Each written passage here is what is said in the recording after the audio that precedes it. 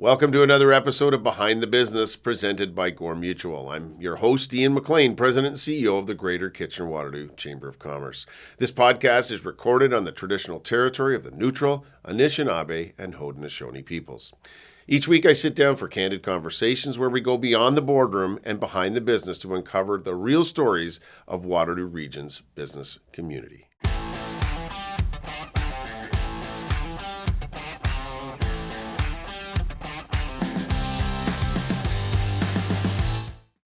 Today we're sitting down with someone who truly needs no introduction, City of Kitchener Mayor Berry Vrbanovic. Born in Croatia and raised right here in Kitchener, Berry has dedicated over 3 decades to public service. First as a city councillor, now serving as his 3rd term as mayor. His leadership has helped shape Kitchener into the dynamic, innovative, and inclusive city it is today. In this episode, we talk about what drives his vision for Kitchener's growth, how we're preparing for a population of 1 million, and what's ahead in the upcoming State of the City address. From lessons in leadership to reflections on community, this conversation is all about the heart, hustle, and humanity behind local government. Join me in this episode as we go behind the business with Mayor Berry Vrbanovic. Well, we're excited to have you here today, Mayor Berry. Thank you so much for making time out of your busy schedule. Thanks, Ian. It's always a pleasure and look forward to today's conversation. Now, we've known each other for 127 years. No, we've known each other a long time, but there was a time before politics where you worked inside of as a political staffer, and then you were in Toronto and doing some other roles. But you started in admin and IT. Talk a little bit about your early career, and how did that kind of shape and help you realize that public service was something you wanted to get into?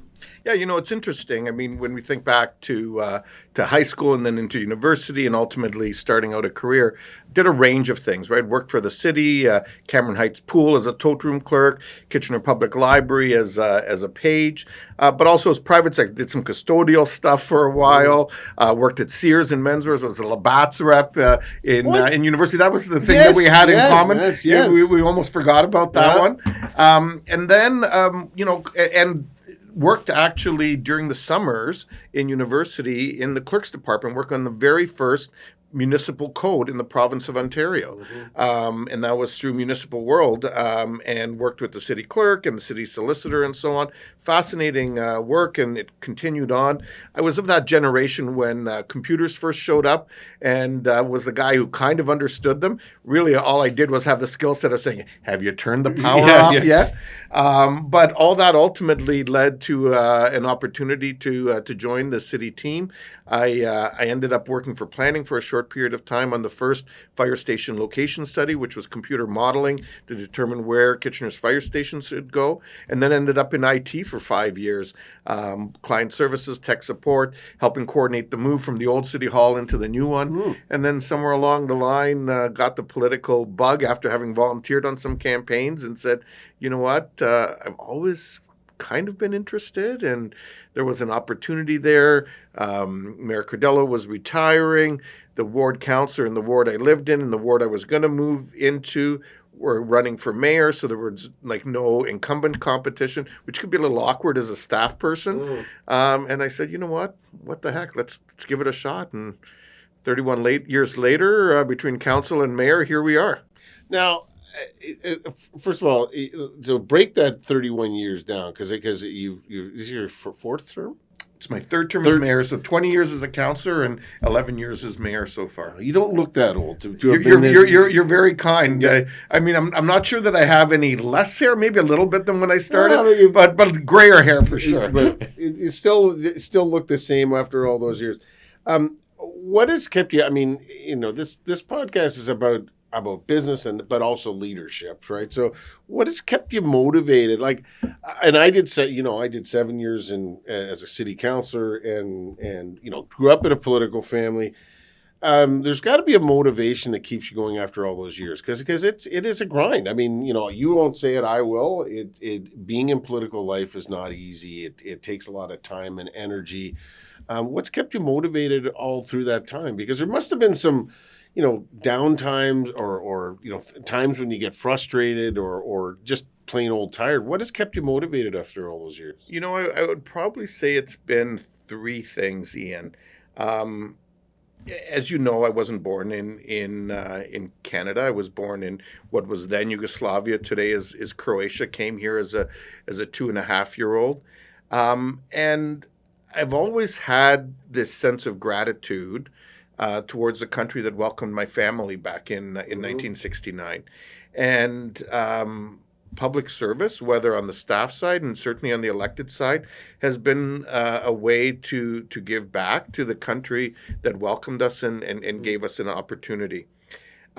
Secondly, I would say it's the people in general. I mean, as you know from your time in politics, or even in the role that you're in now, or the role that your father held, it's such an amazing opportunity to connect with people in the community, to be that connector that helps unlock pathways towards solutions for problems. And you can't always solve every problem, but you want to at least make people feel like they've been heard, that you've tried. And most people, 99% of them, accept that, even if they, ultimately don't get what sometimes they're hoping for. And I would say the last one is, and we both grew up in this community and were youth at one time. Some would argue that we still try to think that we're youth. It's true. And it's really about, I get energized by the young people I come into contact with in this role, and their dreams and hopes and aspirations, whether it's in this community, whether it's for our world overall. And the ability to help shape a community, and by some of the things I've been involved in, communities both nationally and internationally, in order to create a better place for all of them, and in particular when it comes to Kitchener youth, so that they can grow up here, they have a great quality of life, they can get educated here, and ideally stay here after school. Even if they leave for a little period of time, they come back and build a life here. Like that's really what motivates me. Now, I there's lots of different political styles, right? And so, I mean, your style has, some of us are probably less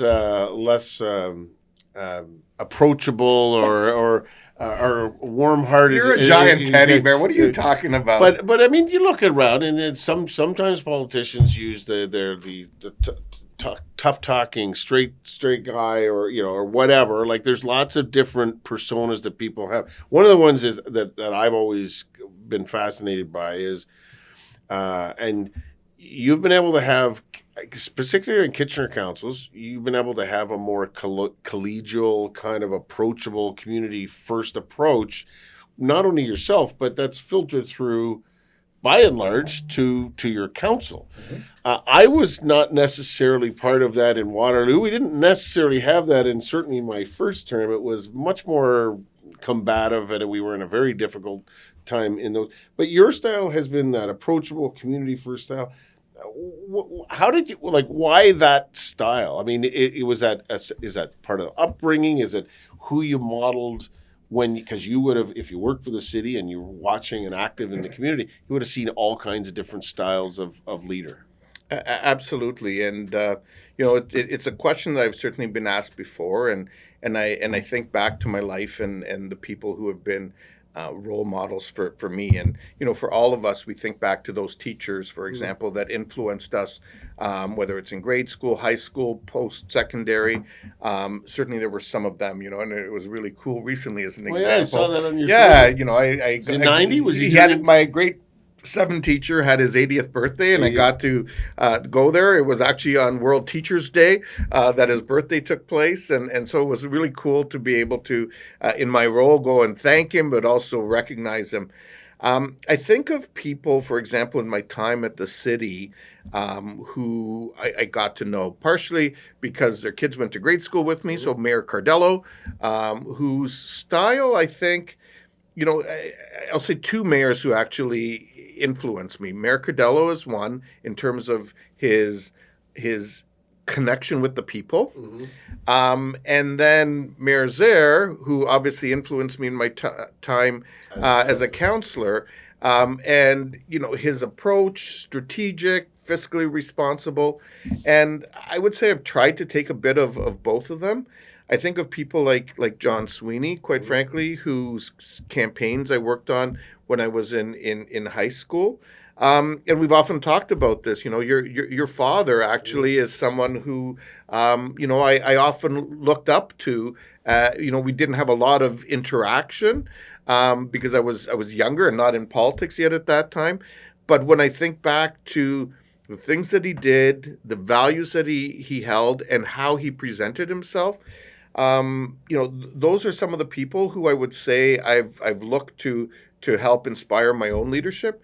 And then, along life's journey, there's other people that come in the role, people like David Johnson, obviously, when he was here as president and subsequently as Governor General. And since, periodically you talk and you connect and they inspire you. Folks like former police chief Brian Larkin, a great leader, and all of those folks are folks. So a little bit of everything. Yeah. Now listen, and what our viewers and listeners would maybe not know, the mayor of Kitchener, a municipality, is also is not only the lead head of council, but is actually the head of the organization. Right. Now, you hire a CAO, and they ultimately do most of the day-to-day, and it all filters down from there. But you effectively are the CEO of one of the largest organizations in the region of Waterloo. City of Kitchener is a big outfit. Yep. Lots of employees, lots of tentacles into the community, obviously. What are the business fundamentals of running a city well? Because, yes, you're to a large extent, your revenue is coming from the taxes and property taxes and a variety of other taxes, but it's still a business that needs to run. You still got budgets, you still got HR issues, you still got economic development. You got a variety of things. What are the things that you take what are the important parts of business fundamentals of running a city? Yeah, listen, as you point out, the Municipal Act in Ontario says, mayors are actually the chief executive officer of the municipal corporation. Although, none of us use that title. I think there's one or two in Ontario that actually put it on their business card, and we all hire CAOs or city managers to lead the organization from an operational point of view. I would say to you, as you think about that, it's really about three things, because as you point out, we are a large organization. We have about 2,300 full-time equivalents, almost 3,000 staff, but serving 304,000-ish residents in the city of Kitchener. And then, of course, as you know, I'm also a member of regional council in a region of about 700,000.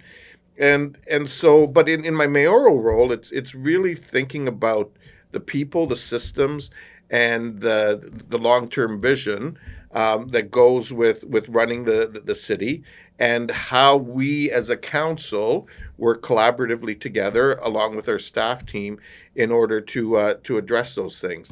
Obviously looking after your people is important because this is certainly not a one-person show. It's not a 10-person show or a 100-person show. It really is a team, and we often talk about Team Kitchener and how we work together to accomplish that.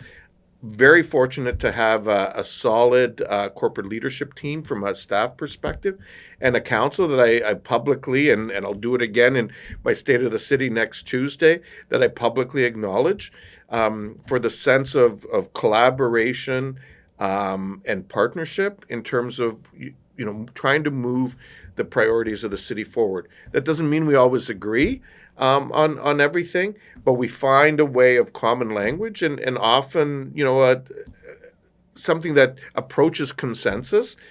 Consensus doesn't mean unanimity in terms of moving things forward, and I think that's really important.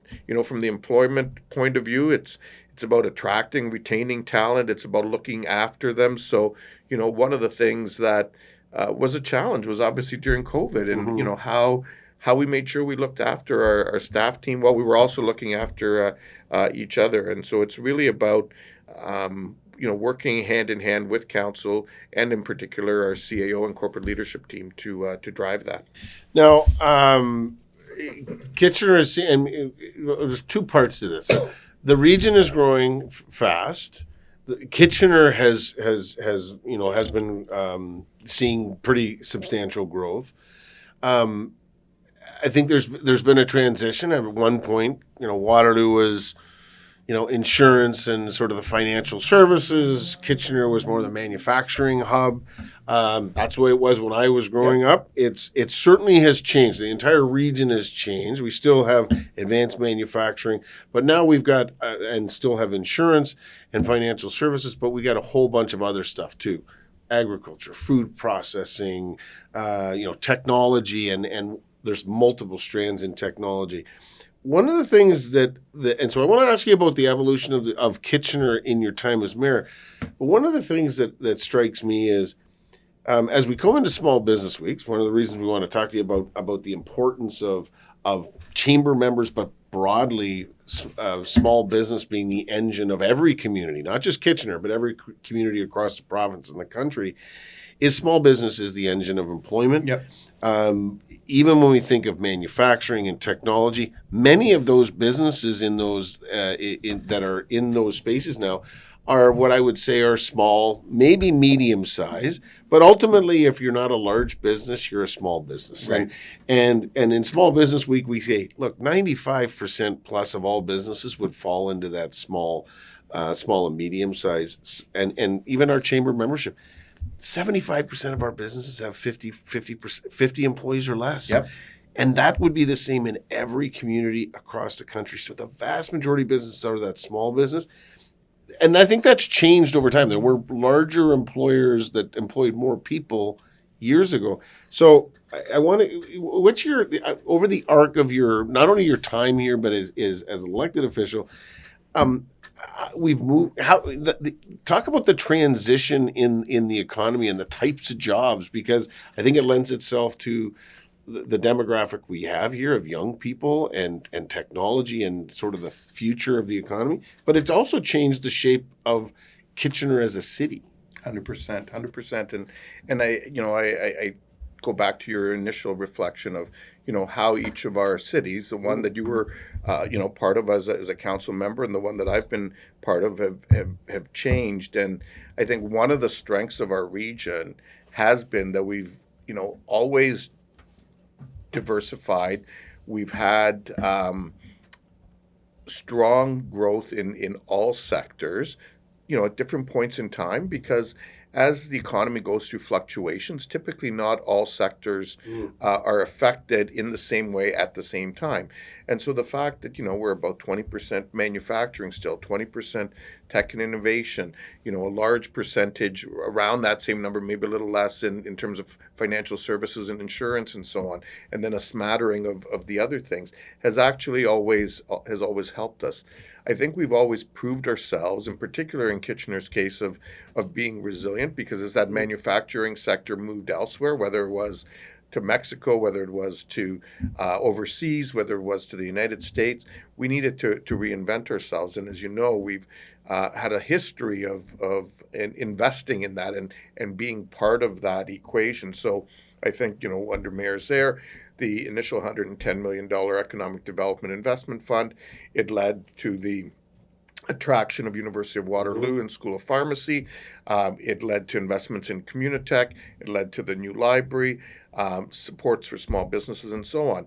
Back in 2020, as we were going into the pandemic, Council and I created a new $110 million fund, partially funded from the debt room of that initial one, partially funded from land holdings that we have, recognizing that we can never take our foot off the accelerator pedal from an economic development point of view. There's cities across the country and around the world that certainly want to tap into what former Governor General David Johnston often referred to as what's in the water in Waterloo region. And so we need to make sure that we stay at the forefront of our game. And that has become even more important, quite frankly, since January of this year. I think it's critical that we as communities work together with our provincial and federal government counterparts and diversify even more so. This isn't going to happen overnight, and there will be some pain in this. But I think actually as challenging as some of the things that we're dealing with are right now, it's also providing an opportunity for Canada to rethink our approach on some of these things and take advantage of, for example, trade agreements that we've had, like the We haven't Canada-Europe used. trade You're agreement and others, totally unusual. and haven't really utilized them because we went the lane of least resistance, which was our neighbor to the south. And now we got to do it a little differently because they're playing a different game, and guess what? So will we. And what we're finding in doing that is, you know what? We have lots of great partners in Europe, partially because of the history of immigration, that are saying, you know what? We like Canada, and actually, we'd rather do business with you guys, and so it'll be a journey, but we will get there. I'm very confident. You know what's interesting? I was in Australia at the World Chamber Congress in Melbourne, and the entire 4-day conference, the word Donald Trump never got said once by anyone on the podium, nor did tariffs. Those words, but the whole conference was about that.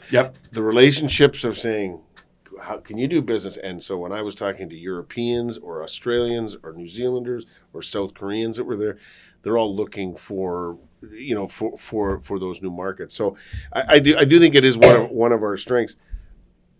And you're right. It's going to take some time, but I think we're uniquely positioned here in Waterloo region for the reasons that you articulate. Listen, and this is something that I don't think people get is Waterloo, yes, German heritage and all of that, but even dating back to when I was in, I guess, elementary school, there was a history of this community having, lots of immigration, lots of newcomers coming here. You think about it, and there's big Portuguese community and Ukrainian, and lots of cultural groups were here, but I don't think people really knew. But their immigration has fueled this region, the growth of this region. It is one of the things that sets us apart is that we are welcoming and we do all those things. And so there's been some challenges with immigration and certainly with the idea of growth, but Canada needs, we're not having enough babies that we can't do it all on our own. We need to have immigration. And I wonder, and it still needs to be done responsibly, and we've got some challenges now. But how would you characterize Kitchener's growth and the influence of our immigrant and our newcomers, or what I say, first generation citizens here in Waterloo region and in Kitchener? How has that developed not only the culture but the economy? I obviously bring, I guess, a bit of a unique perspective to it, in that as I pointed out, I'm a first-generation immigrant. We came in 1969 when Bryan Adams was living, I guess, the summer of 69. We arrived in the winter of 69 in February to Winnipeg and said, you know what, one winter here is a great city. One winter here is enough. We moved to Ontario, lived in Hamilton for 7 years, and I moved here in 77. I was in grade 6 and I've been here ever since. Listen, we all know that this country, we're all settlers except for our First Nations peoples. And whether you're here as a first-generation person like myself or a family that's been here for multiple generations, immigration, diversity has shaped this community. It's shaped this country. And one of the strengths, I think, of us as a country, and that's different, for example, than south of the border, is whereas, they've always historically been more of a melting pot, we've been more of a mosaic where we've taken the best of everybody and, tried to create this mosaic, this beautiful piece of art, taking the best foods, the best cultural things, the best practices, and build something that we can all be proud of. This community, I believe, and if you think back to the successes that we've had, has largely been because of these different waves and how they've shaped the growth that's happened in the community. Whether we talk about, the initial Germans and Mennonites and so on who arrived here in the 1800s, to other waves of immigrants, during big construction phases where you had a lot of Europeans with skilled trades and so on that moved here. If you went into Schneider's back in the old days, there were lots of Croatian, Portuguese, and others that sort of immigrated in the 50s, 60s, 70s that were working in there. And you've seen that play out in different sectors.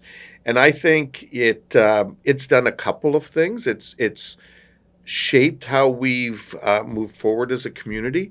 I think they've brought forward, particularly when it comes to small business, a culture that often in Europe, South America, Africa, and so on, is more small business independent based, whether it's, a family-run business or 20, 50 people like you talk about in terms of many of your residents.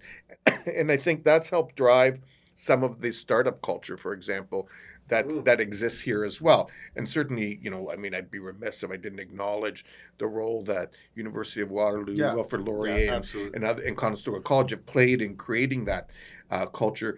But I think it is in the DNA of the people who have been here and very entrepreneurial. Absolutely.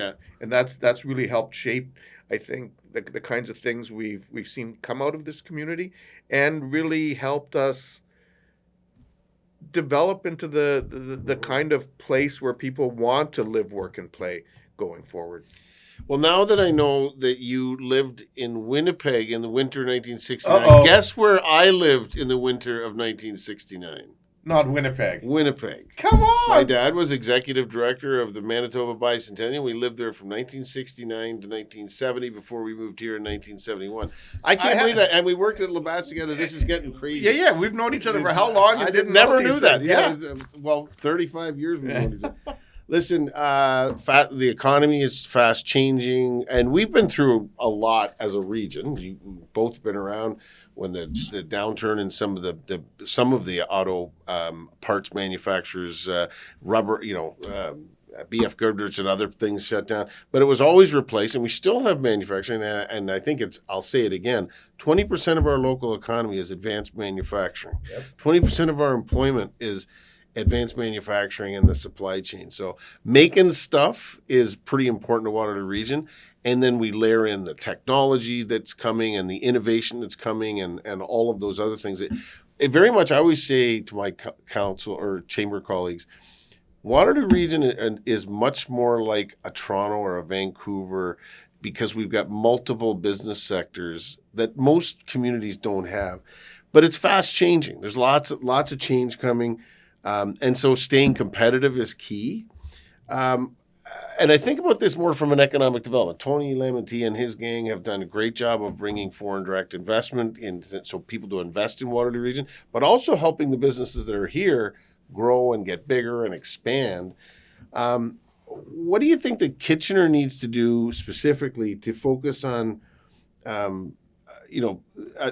ensuring that we're continuing to attract people here, that we're getting the investment, and keeping that investment culture here in Kitchener? Because you're doing a lot of those things, whether it's through the connections with Communitech and the college and the universities.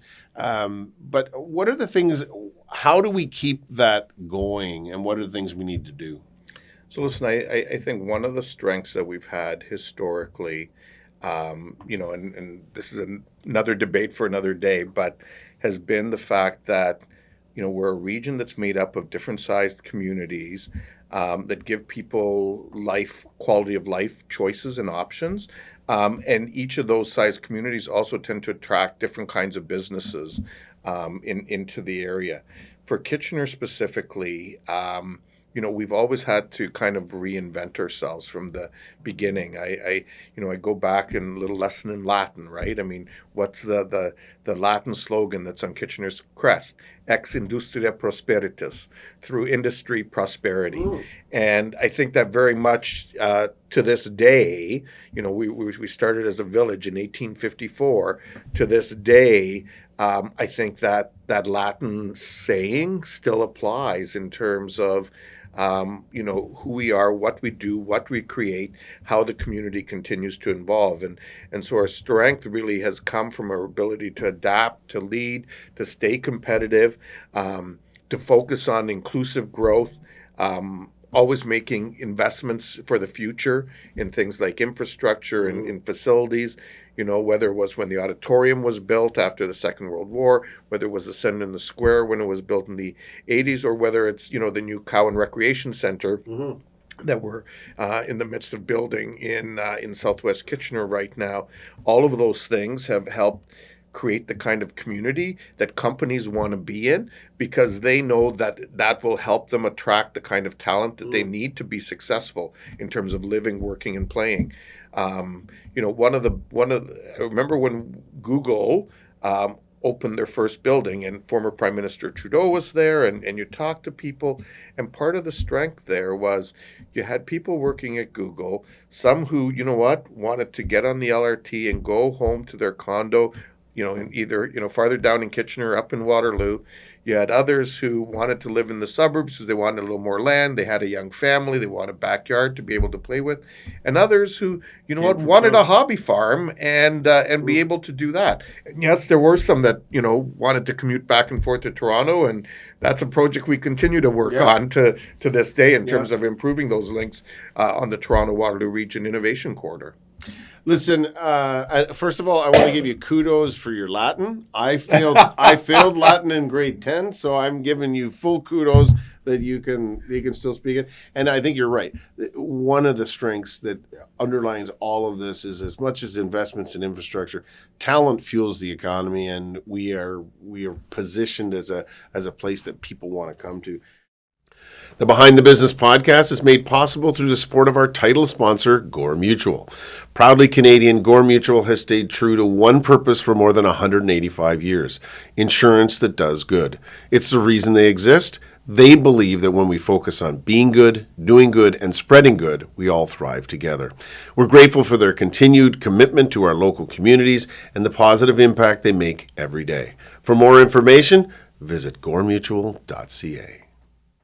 Listen here, and I know you're not going to break news on the Behind the Business podcast, but your State of the City address is coming up on the 21st.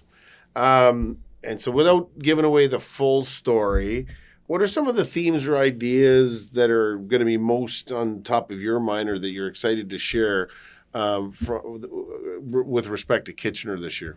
Yeah, listen, as I said earlier, the change in our relationship, and I won't even say with the country, I'll say in our change in our relationship with the government south of the border this year has certainly created challenges for us as a country, for us as a community, for many individuals. And so it's a year that's really reminded us of one fundamental thing, and that's that the strength of us as a community lies in our people, our ability to come together, and our ability, quite frankly, to support local, which has been, a big part of the theme. It's been part of our response to, the tariff situation and the relationship with the U.S. And I think, it speaks to the notion that whether it's through good times or through bad, we've always risen to the occasion. It's in our DNA.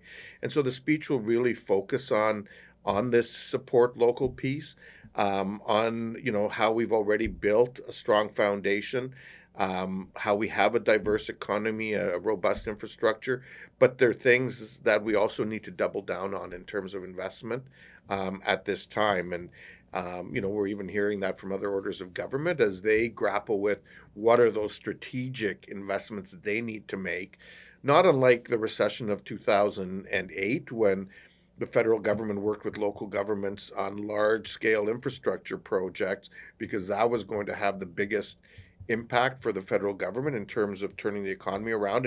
And from the G7 countries, we were one of the best ones to do that. I think, we're seeing that same kind of dialogue and that same kind of focus happening, both federally and provincially. We need to continue to look for ways of providing collaboration across sectors, continue to work with each other. We've been very fortunate here with Waterloo Region EDC and, leaders like Tony Lamantia, who's been a huge I mean, he's just been awesome, quite frankly, and grateful that he stayed an extra year to help us as a community. But people like you and Greg and the chambers who have worked closely together with him in terms of helping us tackle some of these challenges that came up during COVID and continue to work on them going forward. And so the theme of the State of the City is really going to focus on how we have and how we continue to support each other. And there'll also be some focus, I'll say, on the role that arts and culture plays in all this as well, because it is something that council has prioritized. And you've seen it this past summer, and I have to give a shout out here to Steve Roth and our special events team who knocked it out of the park this year from what everybody, the feedback we've been getting, and obviously a lot of it with community partners, whether it's Oktoberfest, which we're in the midst of, or just finished actually this past weekend, in terms of when people will be listening to your podcast, or Blues that had their 25th anniversary. Yeah, lots happening downtown. Yeah, lots going on. Okay, and just as last question, then we'll go to the rapid fire section of this. But so, you've got multiple audiences, right? You got your ratepayers and neighborhood associations. Business is a big part, and business needs to do its part moving forward in this period of uncertainty economically by doing our best to, when we find more certainty, to invest in our business and create the jobs. So business has its own job to do. But what role do you see the business community playing in shaping the city's future? Because there always has been a role. I mean, everything that we look at, whether it's the University of Waterloo was started by, titans of industry and the arts and culture. You talk about the center and the square. You think about, and you just mentioned the Cowan Sports Center. I mean, there are businesses, big and small, that have invested. The Kitchener Rangers are owned by the community. They're supported by the community and small business. I mean, that's been part of it. But where do you see the business community fitting into this? What I think is a change point in our history, and I think this, the new administration in the U.S. has seen to that it's not just a change between Canada and the U.S., which I think will be more permanent in nature, but it's globally it's changed this. What's the role the business community can change in shaping the city's future in that broader landscape? It's interesting because in your initial comment there, you sort of referenced different constituencies and businesses versus residents and so on. And I would actually tell you that I see all of that as actually being one group, because at the end of the day, what are businesses? Businesses are people. Some are, yes, they happen to be owners. Some happen to be the leaders of the organization. Some are the workers in there. But at the end of the day, they're all people trying to make a living, trying to help build community and lives and move forward. And so, I think of the people, the kinds of people that have helped shape our community. And yes, I referenced, the Cowan Recreation Center and their generous donation. I'd be remiss if I didn't think of other ones like the Schlegel family, absolutely, in RBJ Schlegel Park that the center is in. If I think of folks like the Conrad family who donated the theater in downtown Kitchener to us, which will be part of the State of the City speech. And this really goes on. And so I say all that because business, quite frankly, is one of the foundations, in my view, of the community, because business is people, and people are that foundation. And so it's really about looking at finding, what are the right spots for different individuals, and based on their skills, their needs, their desires, their hopes and dreams. Our role as leaders, whether it's in the business world through the chamber like yourself, or whether it's at the municipal, provincial, or federal level of government, it's to provide an environment that allows people to see their hopes, dreams, and aspirations come to fruition. And often part of that is through business. And so that's the mechanism that provides for people going forward. All right. Well, we could keep going on and on and on, but I know for a fact that no one's listening to a 2-hour podcast. So we're going to kind of start to wrap it up. Listen, last couple of quick questions, and then we're going to go to our rapid fire, which I ask everybody the same set of questions at the end. But maybe just quickly, what's something about your role as mayor that people might not expect? Like, I mean, I think everyone may have in their own mind what being mayor means and what you do. What's something that would be unusual or that people might not expect, and maybe more from the human perspective than political. Yeah, listen, I think I think people would be surprised as to, and this is not a complaint or in any way, because I love what I do. I literally love almost every that's minute obvious. of what I do. But it is a significant commitment, right? And I probably do 500 events a year and all the I don't know meetings and like all that kind of stuff, right? And one of the things we often joked about is, what's the thing they don't know about in the mayor's office, right? And it's like, for those who don't know, I'm like a huge Disney fan, right? So you come to my office, and there's all sorts of Disney stuff. No, I can verify your office is filled with that. Yeah. So, but yeah. Yeah. Well, and you know what? You have your ever presence, and there's others. Chair Redmond and others and Dorothy, Mayor McCabe. It's a job where you're always on, and because people want to see their leaders at the events, and the number of events you go to, it just it does kind of leave me shocked at how you can fit it all into a day. But good for you. Listen, so this is maybe stealing another piece of your state of the city, but when you think about the future of Kitchener and our community 10 or 20 years from now, what's the legacy you hope to leave behind? Because maybe you'll still be mayor in 10 years, 20. I don't know. We're going to be getting a little old. So I can assure you that I'm not going to pull a Hazel. Bless her soul. Yeah. Where do you think we'll be in say 15, 20 years? Listen, I think we will once again as a community prove our resiliency through the challenges that we're facing here in our community and as a country right now. There's obviously a lot of things globally that are playing out that our national leaders are having to deal with, and that will certainly, I'm a cup not half full but 3/4 full kind of guy. I'm hoping that we will find positive pathways towards some of these geopolitical issues going forward. But I think through the resiliency, we will once again continue to punch above our weight as a city, as a region, going forward. I think the business community is going to be a critical part in terms of helping shape that, whether it's an individual business, a small mom and pop shop, or large corporations like Google, for example, who is employing over 1,500 people in our region now, or Toyota that throughout our region and beyond is employing probably over 8,000 people. These are the things that are going to help shape how we continue to evolve as a community. And I can certainly tell you, as long as I have the privilege and the honor of continuing to serve, it will be focused on finding ways to continue to grow and develop our economy, to enhance the quality of life, and to ensure that we continue to punch our weight on a national and global level. Well, some of us are pikers and can't keep up to the 31 years of office, but we're all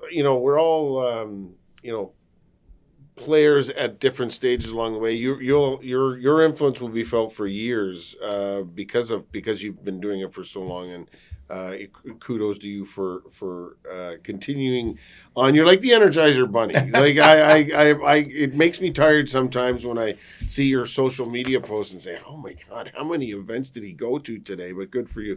Listen, and as I said before, some of this is a little bit about leadership and about the personalities of leaders.